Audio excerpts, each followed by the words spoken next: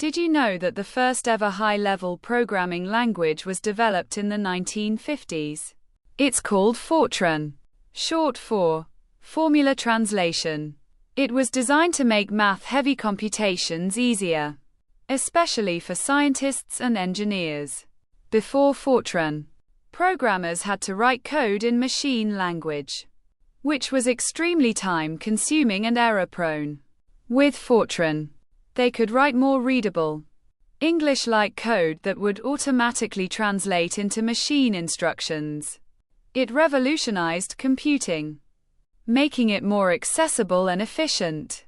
Even today, Fortran is still in use, particularly for high-performance computing in fields like weather forecasting and scientific research.